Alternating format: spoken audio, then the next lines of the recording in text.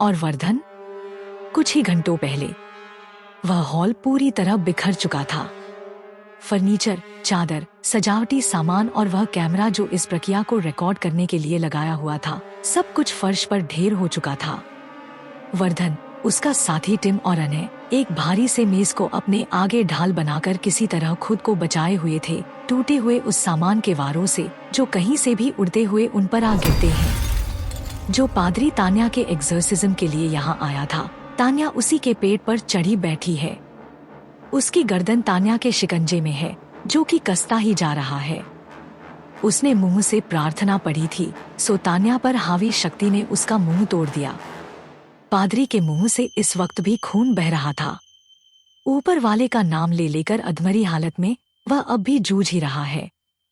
मात्र 14 साल की उस लड़की के इस भयावह अवतार से डरकर उसके माता पिता तक भाग गए थे।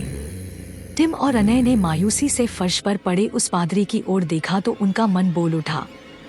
इस पादरी के भरोसे पर वर्धन हमें यहाँ लाए थे। इसके माँ बाप बाहर मदद ही लेने गए थे ना? टिम ने पलटकर पीछे दरवाजे की तरफ देखा, जहाँ से कोई आता नहीं दिख रहा। अचानक सामने से कांच की बोतल उड़ती हुई सी आई और टिम के सिर के बालों को छूकर गुजर गई। अबे नहीं। अनय चिहुंका। वह वर्धन की टीम में तो जरूर है, लेकिन इस तरह के डरावने माहौल का हिस्सा पहली बार बन रहा है। मुझे लगता था कि ऐसे डरावने सीन्स केवल फिल्मों में होते हैं, लेकिन हाँ, जैसा फिल्मों में होता है हो रहा है हूबहू। वर्धन ने गुनगुना सा दिया। तुम्हें गाना याद आ रहा है? टिम ने दांत पीस लिए। उस पादरी को किसी भी वक्त आखिरी हिचकी आ सकती है वर्धन। मैंने पहले ही बता दिया था कि तान्या डिसूजा का केस मामूली नहीं है। तान्या की पहली ही चीख में वह प्रार्थना भूल गया और इस वक्त तो उसके मुंह से बाहर केवल हवा निकल रही है। अरे वो तो। वर्धन के मुंह खोलते ही पीछे दरवाजे के पल्ले भाड़ भाड़ की आवाज के साथ आपस में टकराने लगे। अरे अब शांत भी हो जा मेरी चाची। वर्धन ने तान्या की तरफ देखा, जो कि पादरी को अधमरी हालत में छोड़कर उसके सामने ही अपने पैरों की उंगलियों के बल जैसे हवा में स्थिर है।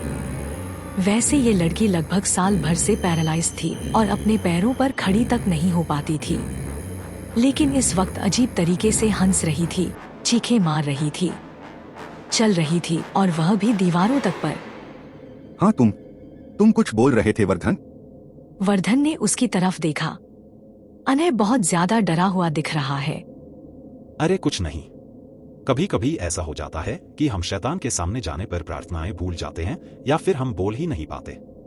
तुमने शायद ध्यान नहीं दिया कि पहले पादरी की सांस अटकी थी। वर्धन, अब क्या करना है? टिम ने पूछा। वर्धन के जवाब देने से पहले ही उसका मोबाइल बज उठा। वैसे वह इस हालत में प्रधानमंत्री की भी कॉल ना उठाता, लेकिन ये कॉल अर्जुन राजपूत की थी। हाय अर्जुन, कैसा है यार? उसने सहज मुस्कुराहट के साथ बहुत जिंदादिली से वह कॉल उठाई। अरे यार, यहाँ? हाँ यहाँ तो सब बढ़िया है। और तू बता, कैसे याद किया? वह इस तरह बात कर रहा था मानो शाम के वक्त अपनी बालकनी में चाय पीने बैठा हो और वहां तान्या ने पादरी को मार डालने के पूरे इंतजाम कर लिए थे। ये देखकर टिम का मन हो रहा था कि वर्धन का मोबाइल ही झपट कर तान्या पर दे मारे। अच्छा, क्या हुआ? कब?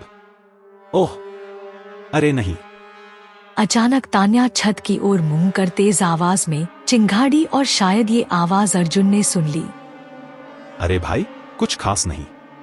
मेरे जानकार पादरी ने बताया था कि कोई लड़की है तान्या करके, वो उसका एक्सर्सिज्म करने वाला है। हम उसे रिकॉर्ड कर सकते हैं। मैं भी आ गया कि चलो कुछ बढ़िया सा मिल जाएगा चैनल पर डालने के लिए। वह गर्दन के पिछले हिस्से पर हाथ रखता हुआ बोला। अभी यहाँ आकर पता चला कि एक्सर्सिज्म के लिए जो मेन पादरी था वह आया ही नहीं। फिर घरवालों के जोर देने पर यह पादरी खुद ही शुरू हो गया। अर्जुन ने कुछ पूछा तो वर्धन की आंखें उस पादरी पर गईं, जिसका पूरा बदन तनता जा रहा है। हाँ तो मैं क्या कर सकता हूँ? मैं कोई झाड़ फूंक वाला थोड़े ही हूँ। अर्जुन, तान्या हम सबको यही मार डालेगी, इसे बताओ। टिम ने वर्धन के मोबाइल के पास अपना मुंह लाकर चींक दिया। अर्जुन ने वर्धन से फिर कुछ कहा। मंत्र तो आते हैं यार, लेकिन उसके सामने जाकर आवाज ही नहीं निकल रही ना। वह ताकत हम पर हावी हो जाती है। मैंने एक बार कोशिश की थी। वह उसी तसल्ली से बात करता रहा। अर्जुन ने फिर कुछ कहा और वर्धन के चेहरे पर मुस्कुराहट लंबी हो गई। तू नहीं सुधरेगा। चल तेरा ही फार्मूला लगाता हूं यहाँ। वर्धन की मुस्कुराहट जारी रही। हाँ हाँ, चल यार, आता हूं फिर। Okay bye, take care. उसने कॉल काटकर टिम और अनय की ओर देखा तो पाया कि वह खा जाने वाली नजरों के साथ उसे घूर रही हैं। आई लव यू नहीं बोला? टिम ने दांत पीस लिए। वर्धन ने कमरे में बचे हुए सामान पर एक नजर मारी। कुछ ही सामान है जो सही सलामत है, जैसे कि पलंग, अलमारी, म्यूजिक सिस्टम और छत पर लटकता पंखा। उनके पास ही एक रिमोट पड़ा था जिसे वर्धन ने हाथ में उठा लिया। बस 2 पल वर्धन सोच में रहा और तुम बस किसी तरह उस पादरी को बाहर ले जाने के लिए तैयार रहना। ऐसे कैसे? अनय ने फिर बीच में कहा। हमें करना होगा। टिम ने कहा और वर्धन की ओर देखकर।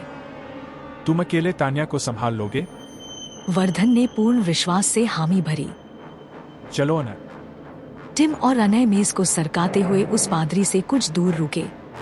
वर्धन उस भारी से मेज की आड़ से बाहर आकर खड़ा हो गया। तान्या, अब शांत हो जाओ। वह जानता ही था कि अब कुछ ना कुछ उसके ऊपर आकर पड़ेगा, सो वह तैयार था। तान्या चूक गई। Where is Tanya? तान्या ने अजीब गुर्राती सी आवाज में पूछा। Where? Where is Tanya? Where is she? वह दांत बजाते हुए हंसने लगी और उसकी हंसी के साथ ही फर्श पर बिखरा बहुत सा कांच का सामान धीरे से हवा में कुछ 3 फुट तक ऊपर तैरने लगा। टिम और अनय ने पादरी को कंधों के सहारे संभाल तो लिया था, लेकिन उन्हें दरवाजे से कुछ दूर ही ठहर जाना पड़ा। वर्धन भी समझ गया था कि अब अगले किसी भी पल ये सारा कांच उन्हें भेदने के लिए इस तरफ आने ही वाला है।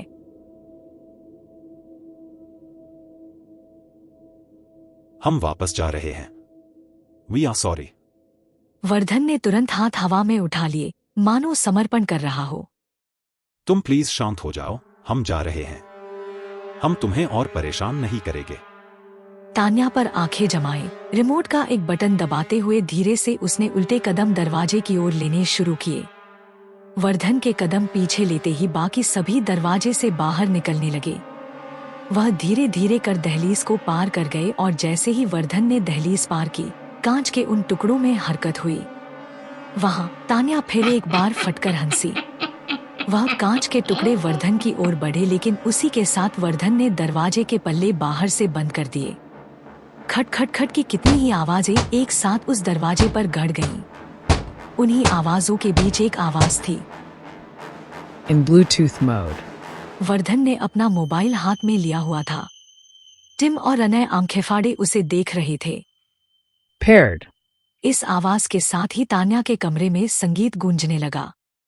2 पलों को ठहरकर सभी ने उस पर ध्यान दिया और हनुमान चालीसा। टिम के हाथ से पादरी छूट गया। ये क्या हरकतें करते रहते हो तुम यार? इस तेज आवाज को सुनकर तान्या के माता पिता भी सामने वाले कमरे से निकलकर बाहर आ गए। What is this, mister Vardhan? देखिए, मैं कोई तांत्रिक नहीं हूं और जो थे वह तो। उसने पादरी की ओर देखा जो कि अब अनय पर लदे हुए थे। मेरे पास तान्या को कंट्रोल करने का कोई इलाज नहीं है। मुझे लगता है कि इससे कम से कम वह शांत तो हो ही जाएगी। उसके कहने की देर थी कि कमरे से और तेज उठा पटक की आवाजें आने लगी। इसे आप शांत होना बोलते हैं? तान्या के पिता बिफर गए।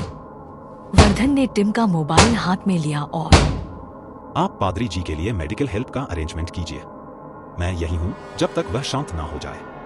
वर्धन ने टिम के मोबाइल पर उस कैमरे की कवरेज को चालू किया जो अब भी तान्या के कमरे के एक कोने में तिरछा पड़ा हुआ था।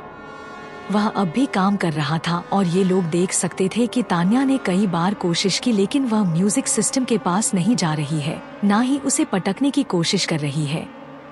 पहले उसने इस कमरे से बाहर निकलने की कोशिश की, लेकिन दरवाजे के पास ही वह म्यूजिक सिस्टम है जिससे उसे दहशत हो रही है। वह खिड़कियों पर गई जिस पर पहले ही लोहे की सलाखें जड़ी हुई हैं। जब उसका बस किसी चीज पर ना चला तो वह एक अन्य कोने पर दुखी चीखती रही। उसने कई बार सिर पटका और आखिर में अचानक बेहोश होकर गिर पड़ी। सभी मोबाइल की स्क्रीन पर आंखें गाड़े ये सब देख रहे थे। अबे 40 तो पूरा होने देती। कॉलेज के दौरान अर्जुन का अपना यूट्यूब चैनल था जिसमें वह रोमांचक वीडियो डालता रहता था। चैनल कुछ खास अच्छा नहीं चल रहा था। उसे किसी ने सलाह दी कि यदि वह पैरानॉर्मल चीजों के बारे में वीडियो बनाएगा तो उसका चैनल चल पड़ेगा, क्योंकि इस नए विषय के बारे में हर नई बात लोगों को रिझाती है। अव्वल तो अर्जुन को पैरानॉर्मल जैसे शब्द पर भरोसा या दिलचस्पी नहीं थी, लेकिन फिर भी उसने एक आखिरी कोशिश करना तय किया। इसी काम के चलते उसका एक दोस्त बना, वर्धन। एक लंबा दुबला सा आदमी, उम्र तकरीबन 33 साल, और वह पालौकिक चीजों का स्टडी करता था, उन पर वीडियो बनाता था। देश यहाँ तक कि विदेश में भी जाकर उसने अपने कई प्रयोग किए थे और नतीजे दुनिया के सामने रखे थे। अर्जुन भी अपने चैनल के चलते उसके कई वीडियो में उसके साथ ऐसी जगहों पर जाने लगा जिनके भूतिया होने के बारे में अफवाहें फैली हुई हों। धीरे धीरे अर्जुन को इस काम में मजा आने लगा। उसने पाया कि हर वह जगह जो सुनसान या उजड़ी हुई हो, वहां किसी आत्मा का वास होना जरूरी नहीं होता। हर पायल की छनकार किसी चुड़ैल के आने का संकेत नहीं होती, और ना ही हर बार बिजली कड़कने पर आपकी खिड़की पर कोई डरावना चेहरा दिखाई देता है। वर्धन का मानना था कि आत्माएं तो अन्य जीवों की तरह हर जगह पाई जाती हैं, लेकिन उनकी चेतना हमारी तरह नहीं होती। वह उसी वक्त में ठहरे हुए होते हैं जब उनकी मौत हुई हो। शायद उनके लिए समय उस वक्त से आगे बढ़ नहीं पाता, और क्योंकि वह इस भौतिक दुनिया का हिस्सा नहीं होते तो भौतिकी के नियम भी वहां काम नहीं करते। उनका सफर एक सिरे से दूसरे तक नहीं चलता, बल्कि उलट पलट कर खुद को दोहराता रहता है।